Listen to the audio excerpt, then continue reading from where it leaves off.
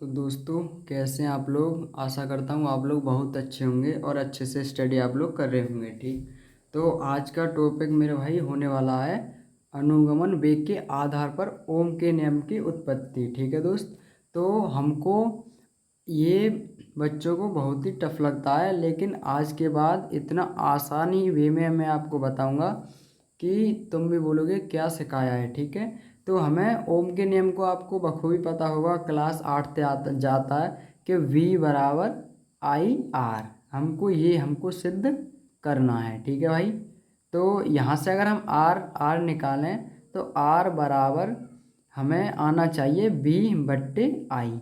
तो हमको इन दोनों में से कोई ना कोई एक ही है। वैसे तो B बराबर आई आर, हाँ आपने हर हर ये तो हमारा ओम के नियम का होता ही है। ठीक है, हमें सिद्ध करना है ये।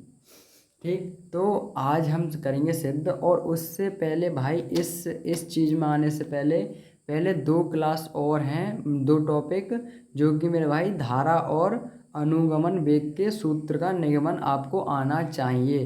तभी इस डेरिवेशन को आप समझोगे नहीं, पानी की तरह बहा दोगे, इतनी आसान लगेगी कि यूँ बोलोगे ये LKG UKG की पढ़ा रहे हो हमको। ठीक है, तो आइए शुरू करते हैं। तो सबसे पहले मेरे भाई क्या करना है, तो जो मैं ये चित्र है उसके हिसाब से यहाँ पे हम लिख देते हैं। ठीक है, माना किसी चालक की लंबाई L है। जो हमारा ये चालक है इसकी लंबाई हमने क्या मान ली मेरे भाई, L। ठीक है, और इसकी लंबाई L है, और तथा उसके काट का क्षेत्रफल, जो क्षेत्रफल है मेरे दोस्त, ये काट का क्षेत्रफल जो है हमारा भाई, ये हमारा A। जब चालक के बीच B विभवांतर स्थापित, जब हम चालक के बीच विभवांतर B को स्थापित कर दिया जाता है तो धारा I बहने लगती है। जैसे मेरे भाई यहाँ से ये धारा बह रही है पूरे में। ठीक है, तो ये हमने जो कि मैंने लिख रखा है वो हमारे चित्र में साफ साफ आपको दिख रहा है। तो हम आगे क्या करेंगे मेरे भाई, आगे हमको चालक में प्रवाहित धारा हमको दर्शाना पड़ेगा। चालक में प्रवाहित धारा। ठीक है, तो मेरे भाई धारा, तो आपको पता है भाई कि I बराबर जो कि होता है, हमने I बराबर NEAVD, जो कि हमें ये सूत्र कहाँ से मिला था, धारा और अनुगमन वेग के बीच में संबंध से हमें ये सूत्र मिला था। तो आपको वो डेरिवेशन आनी चाहिए जब आपको ये सूत्र पता होगा। अगर नहीं भी पता तो आप लोग एक काम कर सकते हैं, इसे आप याद कर सकते हैं कि I बराबर NEAVD होता है।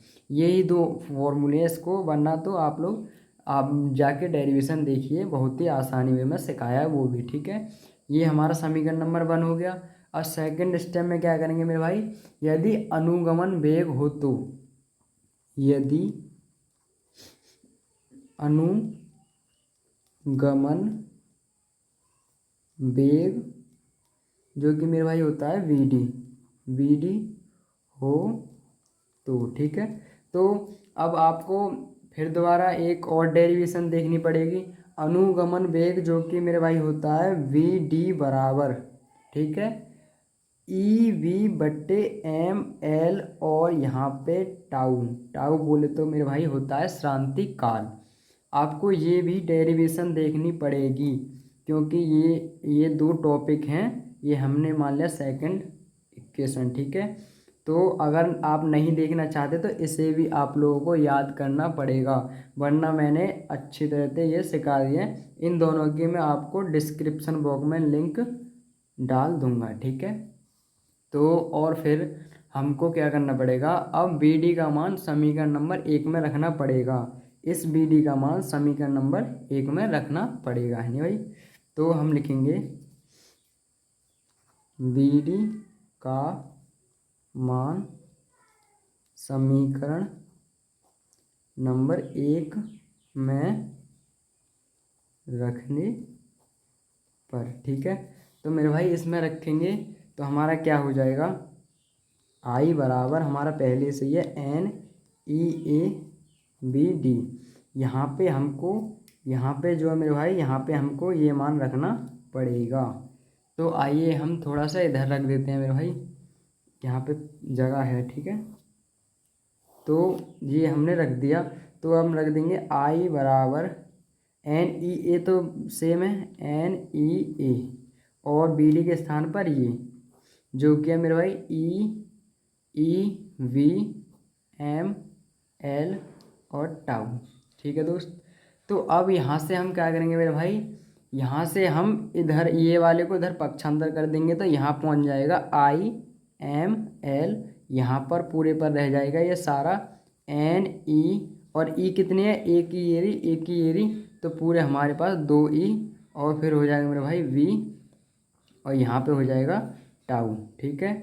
और उसके बाद में हम इसको इधर कर देंगे और इन सब को नीचे पहुँचा देंगे, तो ML बराबर VI, और ये नीचे आ जाएगा। ठीक है दोस्तों, तो ये हमारा IML बराबर NE² V, और साइड में टाउ। ठीक है।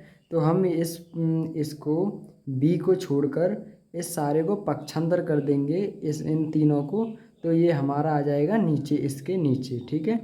तो ML ऊपर है यहाँ पे, और I हमने इधर नीचे कर दिया। वो आप लोग भाग करना तो आप लोग मल्टीप्लाई करना जानते होंगे सब काम, ये तो नॉर्मल बात है, कक्षा 7-8 के जानते हैं इनको। ठीक है। तो यहाँ पे हमारा अब यहाँ पे एक सब में तगड़ी चीज़ खाली यही है। ठीक है।